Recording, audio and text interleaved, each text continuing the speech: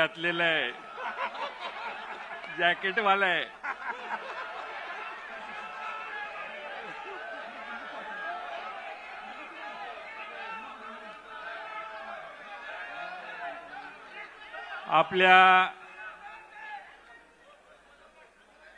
आपल्या सर्वांचं दैवत, देशाचे नेते, ज्यांच्या आयुष्याच्या कारकिर्दीत फार थोडक्यात मगाशी एक झलक आपल्याला दाखवण्याचा प्रयत्न एका फिल्मच्या माध्यमातून केला, ते आपल्या पक्षाचे राष्ट्रीय अध्यक्ष आदरणीय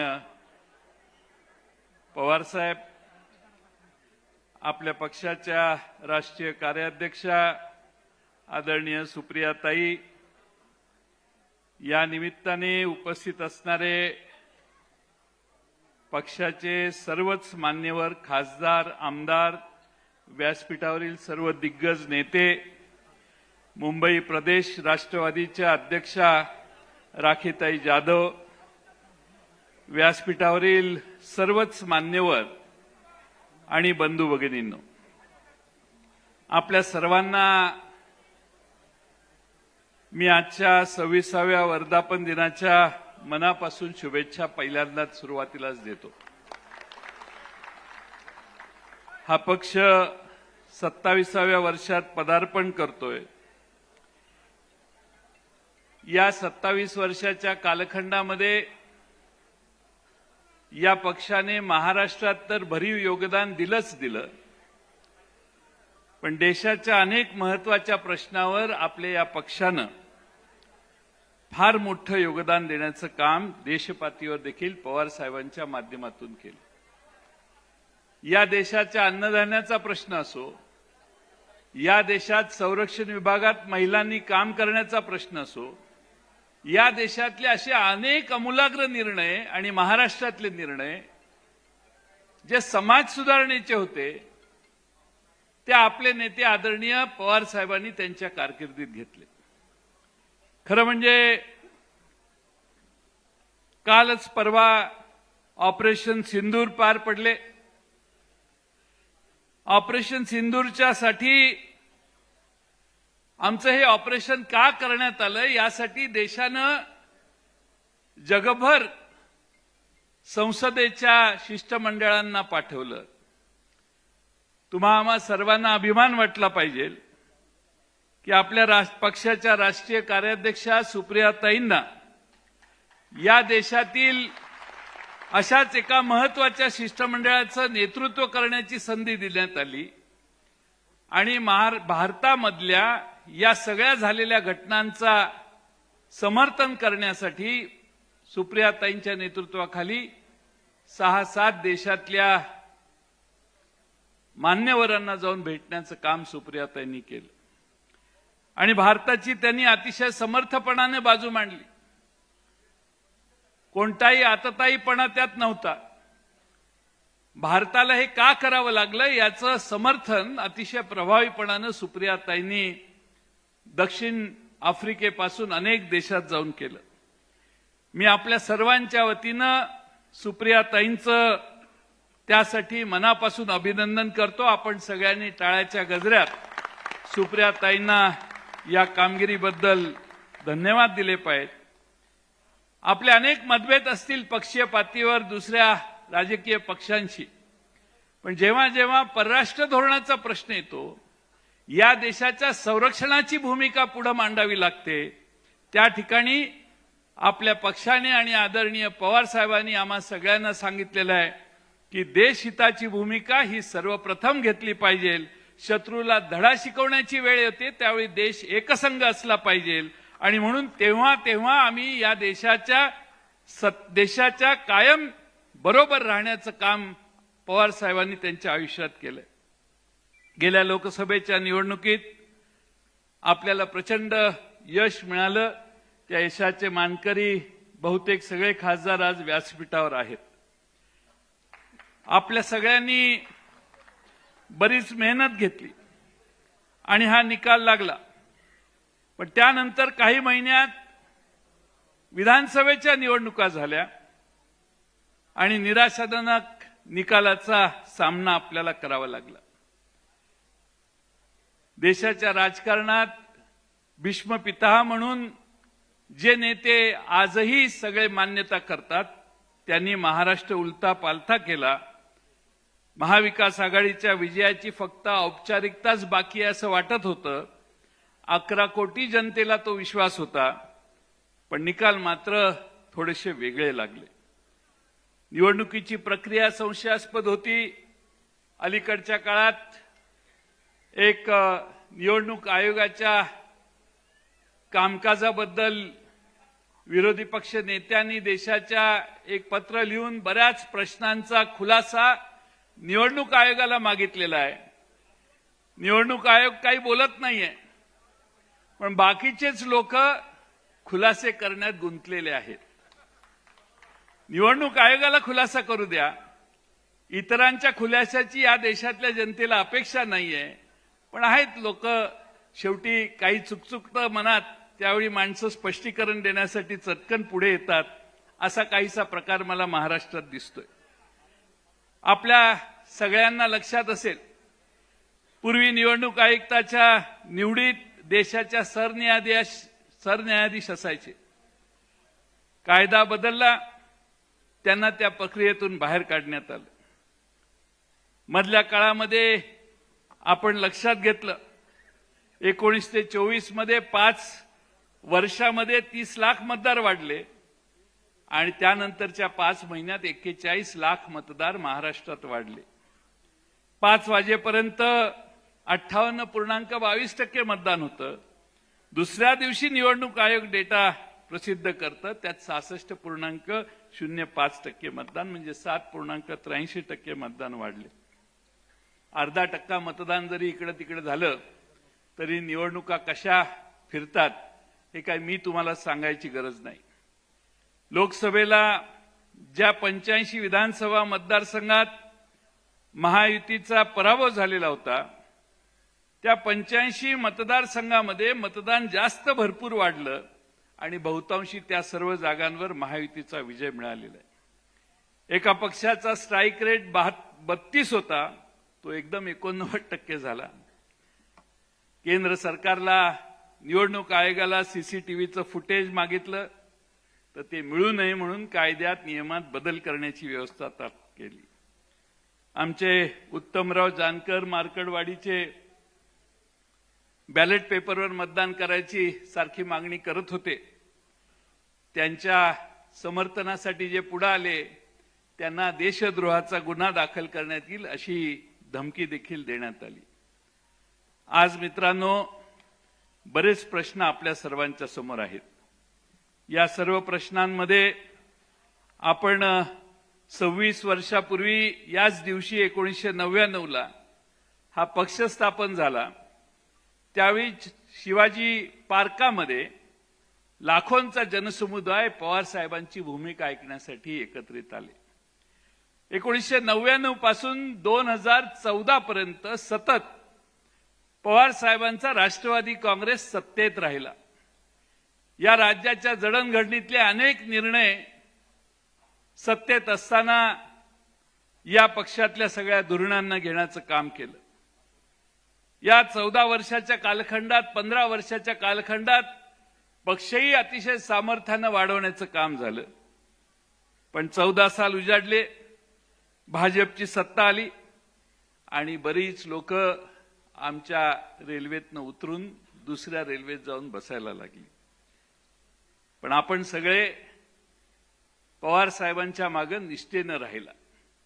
तुमचं कौतुक मला यासाठीच आहे की अनुकूल असो प्रतिकूल असो, मिळो अथवा न मिळो, तुम्ही सगळ्यांनी पवार साहेबांना आयुष्यभर साथ दिली आणि म्हणून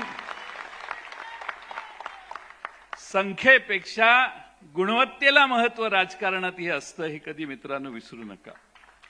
आज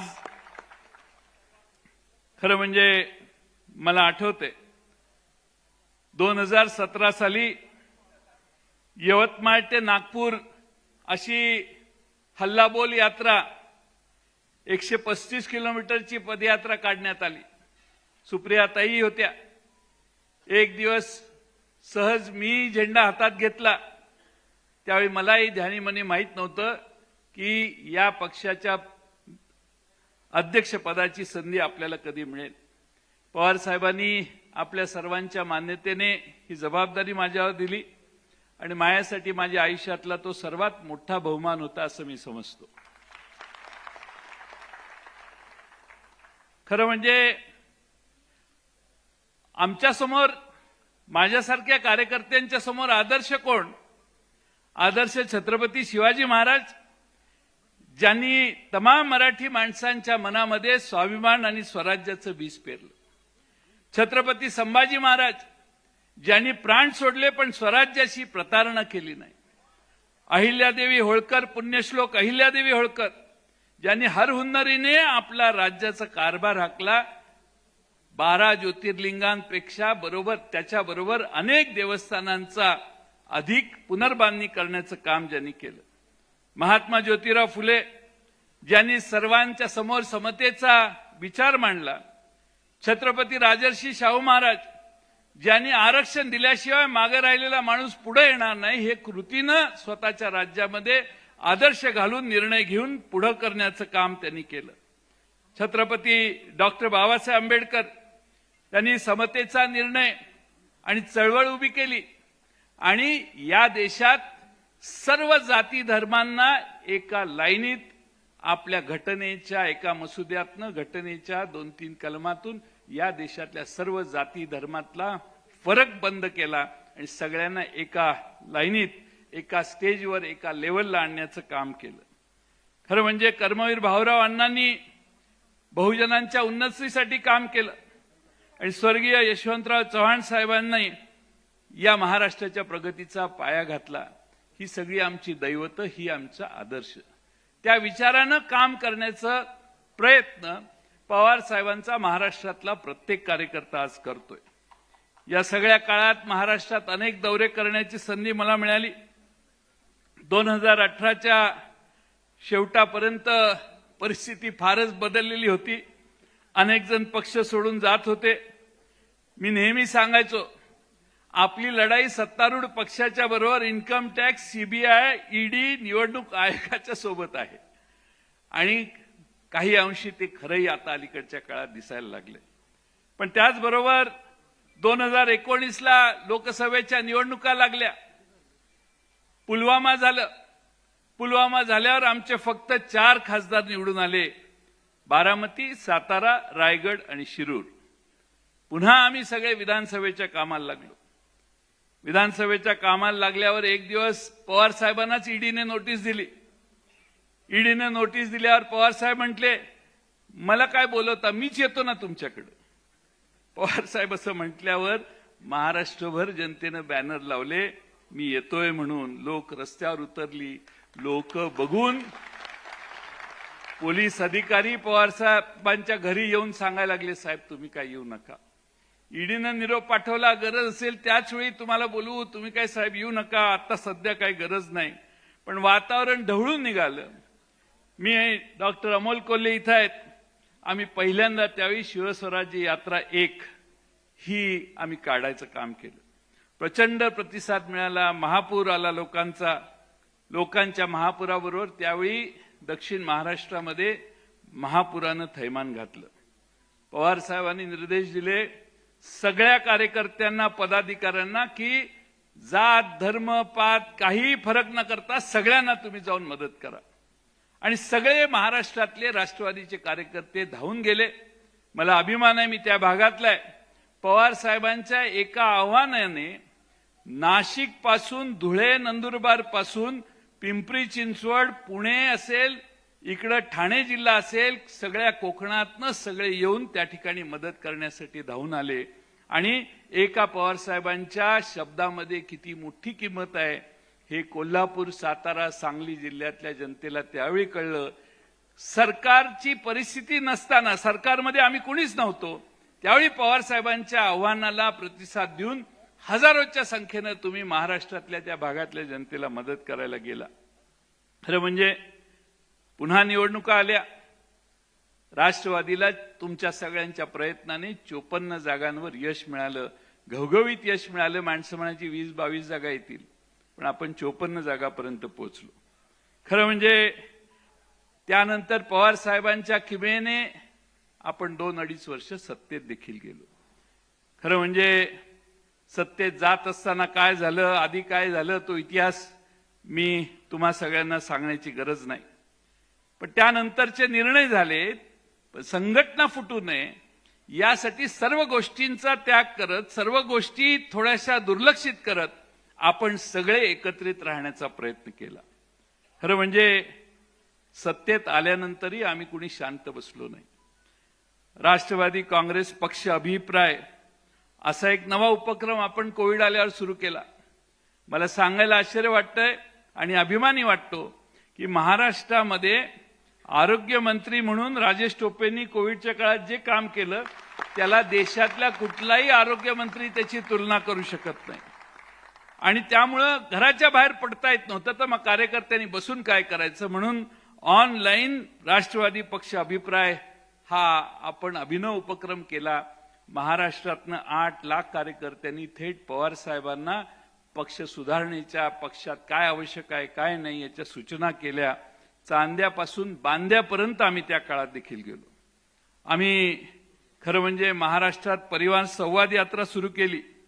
परिवार संवाद यात्रा महाराष्ट्रातल्या कानाकोपऱ्यात नेण्याचं काम माझ्या सर्व फ्रंटलचे पदाधिकारी सगळे होते, त्या सगळ्यांनी मला साथ दिली आणि चांद्यापासून बांद्यापर्यंत गेलो. भाषण करायला नाही, लोकांचं गाऱ्हाणं ऐकायला, कार्यकर्ते काय म्हणतात हे बघायला आणि पक्षाची त्या मतदारसंघातली अवस्था बघायला. खरं म्हणजे 8-9 वाजता आमचा दिवस सुरू व्हायचा. सक्सेना होती बरोबर, मेहबूब होता, अनेक प्रमुख फ्रंटलचे मान्यवर नेते आमच्याबरोबर असायचे. सकाळी 9 वाजता चाललेला दिवस पहाटे 4 वाजता देखील काही वेळा संपलेला आहे. एवढी महाराष्ट्रामध्ये कार्यकर्त्यांची अतिशय उत्साही भावना त्यावेळी आम्ही सगळ्यांनी बघितली. 1 तास राष्ट्रवादीसाठी हाही प्रयोग आपण सुरू केला. ज्यांनी हा प्रामाणिकपणाने केला त्यांना त्याचा फायदा झाला. फायदा होत असताना मधल्या काळामध्ये शेतकरी आक्रोश मोर्चा आपण सत्तेच्या बाहेर गेल्यावर आपण सुरू केला. शेतकऱ्यांचे पैसे सरकार देत नाही म्हणून शेतकरी आक्रोश ही भूमिका देखील आपण यवतमाळ, अमरावती या ठिकाणी आम्ही सगळ्यांनी मोर्चे काढले आणि लोकांच्या भावना महाराष्ट्रातल्या सरकारला पोहोचवण्याचं काम सत्तेत नसल्यामुळे आपण त्यावेळी केल्या. पक्ष फुटला. आपली भूमिका लोकांपर्यंत सांगण्याचा सगळ्यात उत्तम उपाय म्हणजे टू द पॉइंट कार्यक्रम.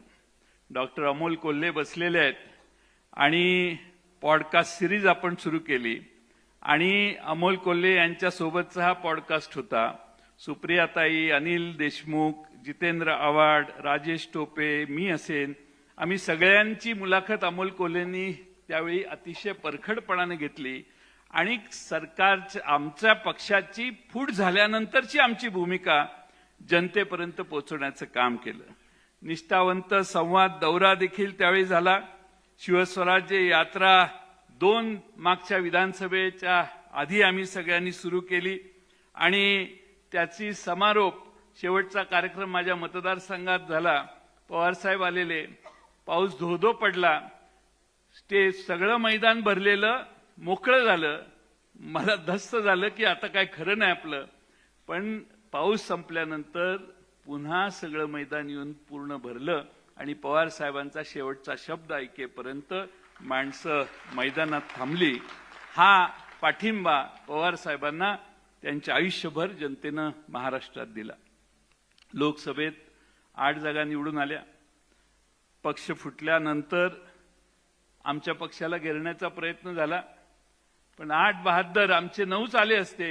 शशिकांतही आल्यासारखाच आहे आमचा, पण 10 पैकी 8 किंवा 9 बॉर्डरला शशिकांत शिंदे, थोडक्यात आमचा पराभव ते तुतारी आणि ट्रम्पेटमुळे झाला. पण महाराष्ट्रातल्या जनतेनं पवार साहेबांचा विचार उचलून दिला आणि पवार साहेबांचं फार मोठं समर्थन आणि विकास आघाडीचं मोठं समर्थन महाराष्ट्रातल्या जनतेनं केलं. आज खरं म्हणजे या सगळ्या लोकसभा लढवत असताना अनेक फीडबॅकवर आम्ही सगळ्यांनी काम केलं.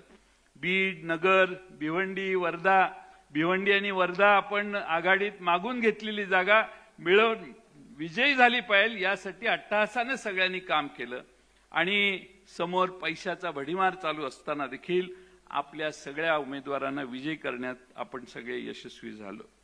खरं म्हणजे त्या काळात पवार साहेबांनी, उद्धवजी ठाकरे साहेबांनी प्रचंड मोठ्या सभा घेतल्या आणि महाविकास आघाडीला लोकांनी देखील तेवढाच मोठा प्रतिसाद दिला.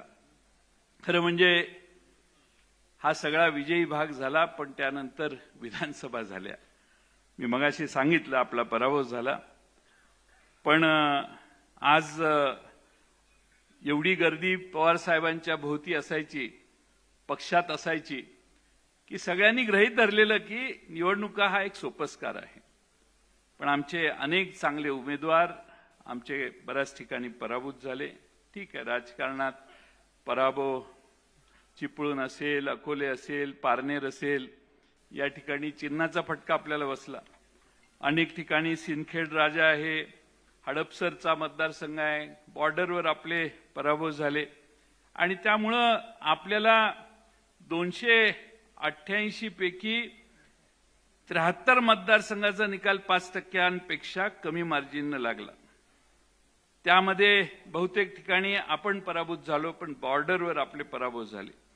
आपल्या खरं म्हणजे राज्याच्या मधले 2 महत्वाचे पक्ष हे सत्तारूढ पक्षाने फोडले आणि त्यामुळं काही प्रश्न आपल्याला तयार झाले.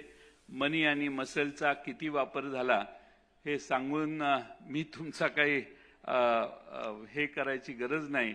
आमच्या आंबेगावचा उमेदवार आमचा देवदत्त हा ट्रम्पेटमुळे समोरच्या बाजूला चिन्हाच्या घोटाळ्यामुळे आमचा आंबेगावचा उमेदवार पराभूत झाला आणि त्यामुळे ह्या सगळ्यातून आम्ही आजही ठामपणाने या सभागृहातले आणि साहेब या ठिकाणी आम्ही फक्त पदाधिकाऱ्यांना निमंत्रित केले. असे हजारो कार्यकर्ते आहेत की जे आज नाराज झालेत, त्यांना निमंत्रण दिलं नाही म्हणून. मला अनेकांचे मेसेज आले, अनेकांची भूमिका माझ्यापर्यंत आली आणि लोक म्हटले आम्हाला का नाही बोलवलं. आपण मागच्या वेळी अहमदनगरला असाच मेळावा घेतला. 4 दिवस सतत पाऊस होता आणि ज्यावेळी आपण मेळावा घ्यायचा दिवस होता त्याच दिवशी पाऊस थांबला आणि आपला कार्यक्रम आटपला, पण खाली इतकी प्रचंड दलदल होती आणि त्यामुळं या पावसाळ्याच्या दिवसात सगळ्यांना मोठ्या कार्यक्रमाला बोलवणं आणि सगळ्यांचीच थोडीशी अडचण करणं हे थोडंसं नसावं असा प्रयत्न आमच्या सगळ्यांचा होता आणि म्हणून आज आमचे जगताप यांनी, प्रशांत जगतापांनी पुढाकार घेऊन त्यांनी आधीच साहेबांची आजची तारीख मागण्याचा प्रयत्न केलेला होता की पुण्यात मला घ्यायचंय आणि म्हणून प्रशांत जगतापांनी आधीच साहेब मला म्हटले मी प्रशांतला वेळ दिलेला आहे आणि मग प्रशांतचा कार्यक्रम हा आता आपण एकत्रित साजरा करतोय आणि प्रशांत जगतापांनी या ठिकाणी कार्यक्रम घेतलेला असला तरी याची त्रुटी जी आहे त्याची जबाबदारी माझी आहे. जे चांगलं आणि उत्तम आहे ते प्रशांतनं केलंय हे तुम्ही विसरू नका. शेवटी प्रश्न अनेक आहेत, मतदार यादीतला घोळ, बाकीच्या सगळे प्रश्न, ह्या सगळ्या सांगून मी तुमचा वेळ जास्त घेणार नाही. पण प्रश्न अनेक आपल्या सर्वांच्या समोर आहेत. कोकणात अवकाळी पावसानं थैमान घातलं. आंबा, काजू, कोकम इथं पिकांचं नुकसान झाले. सरकार तिकडे लक्ष द्यायला तयार नाही. शिवभोजन थाळीने लाखो लोकांना तारलं. आता शिवभोजन थाळीच बंद केली आहे सरकारने. विकास कामावर खर्च करायला सरकारकडे पैसे नाहीत आणि एवढ्या योजना जाहीर केलेल्या आहेत की अनाथांचं, दलितांचं, आदिवासींचे पैसे वळवण्याचं काम या सरकारकडून होते. एखाद्या मुलीला तिच्यावरचा अन्याय सहन होत नाही म्हणून तिला जीव द्यायला लागतो, तेव्हा कुठेतरी राज्यातली यंत्रणा त्याची नोंद घेते आणि दखल घेते. काल परवा धुळ्यात एक प्रकार झाला. आपल्या आमदारांचे एक कमिटी होती.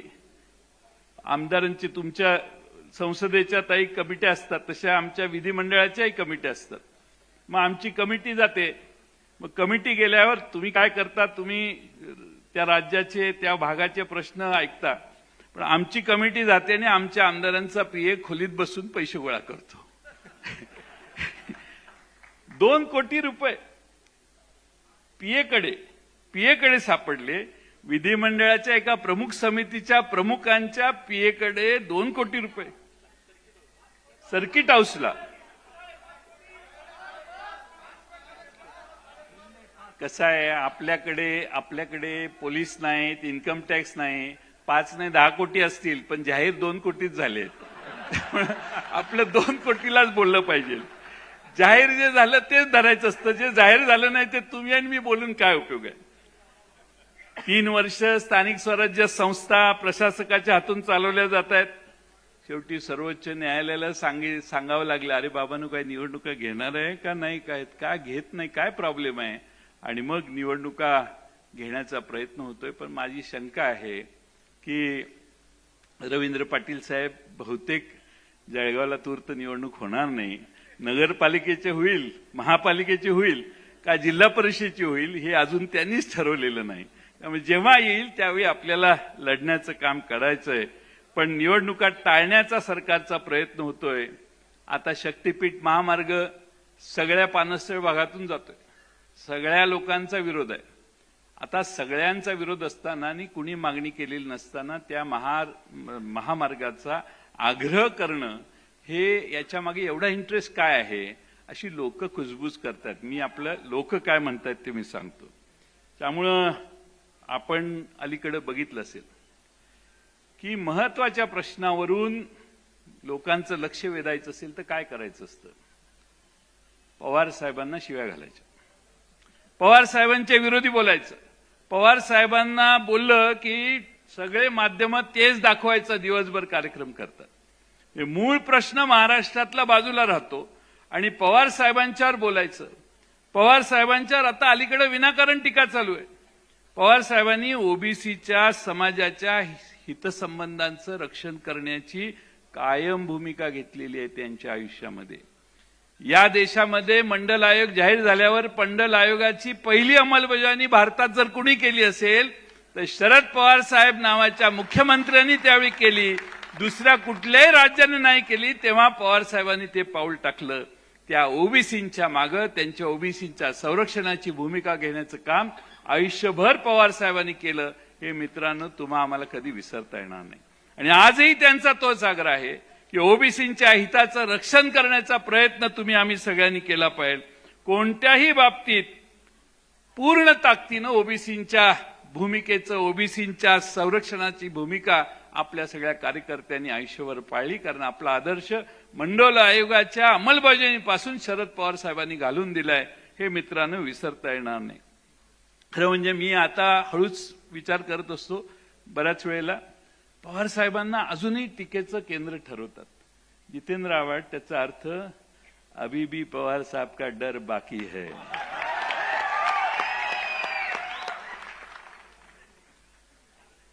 हे एका आमदाराच्या पीएचं जाऊ दे. तुम्हाला मोठी गोष्ट सांगतो. एका उच्च न्यायालयाच्या न्यायमूर्तीच्या घरी सगळं गॅरेज भरून पैसे सापडले. राव न्यायालयाने, सर्वोच्च न्यायालयाने समिती नेमली, त्यांनी त्याला दोषी ठरला. पण त्याच्यावर एक साधा गुन्हा देखील, अजून एफआयआर देखील दाखल झालेली नाही. एवढे पैसे त्या न्यायाधीशाच्या घरी सापडले. एवढे पैसे सापडून त्याच्यावर गुन्हा दाखल नाही, त्याच्यावर ऍक्शन नाही, त्याला अटक नाही, त्याच्यावर कोणतीही कारवाई नाही. आणि म्हणून या देशामध्ये व्यवस्था कशी चालली आहे याचा अभ्यास तुम्हाला होईल असं मला वाटतंय. मित्रांनो, एकेकाळी भारतीय जनता पक्षाचे फक्त 2च खासदार निवडून आलेले होते. 2 खासदार निवडून आलेला पक्ष आज पक्ष देशातला मोठा पक्ष झालेला आहे. त्यामुळे डरो मत. आपण सगळे ताकदीनं कामाला लागलो तर या राज्याची ही लढाई आपण पुन्हा जिंकू शकतो असा मला विश्वास आहे. ही लढाई तुकाराम विरोधी नथुरामाची आहे, हे कधी विसरू नका. आम्ही तुकाराम महाराजांच्या विचाराचे आहोत. तुकाराम महाराजांनी तुकाराम महाराजांनी जितेंद्र आव्हाड आम्हाला सांगितलेलं आहे की भले तर देऊ कासेची लंगोटी, नाठाळ्याच्या माथी हानू काठी. आणि म्हणून यापुढं रस्त्यावर उतरण्याची भूमिका आहे. करू नका चर्चा एवढ्यात पराभवाची, रणात झुंजणारे आहेत अजून काही. आज मला पवार साहेबांनी बरीच संधी दिली, 7 वर्षाचा कालावधी दिला. शेवटी पक्षाने नव्या चेहऱ्यांना संधी देणं आवश्यक आहे. मी या निमित्तानं तुमच्या सर्वांच्या देखत एवढीच साहेबांना विनंती करेन. ऐकत माझं भाषण मला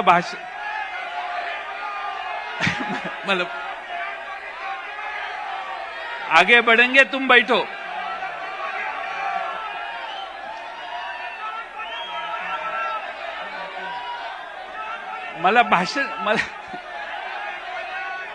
तुम बैठो, तुम्ही बसा, खाली बसा. नाना खाली बसा,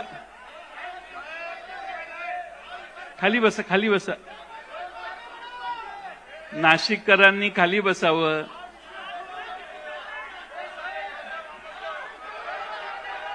शेवटी पक्ष पवार साहेबांचा आहे, त्यामुळे पवार साहेबांनी याच्यावर योग्य तो निर्णय, कारण आता आपल्याला बरंच पुढे जायचंय आणि त्यामुळं मी पवार साहेबांचे मनपूर्वक आभार मानतो, आपल्या सर्वांचे आभार मानतो आणि माझे 2 शब्द पूर्ण करतो.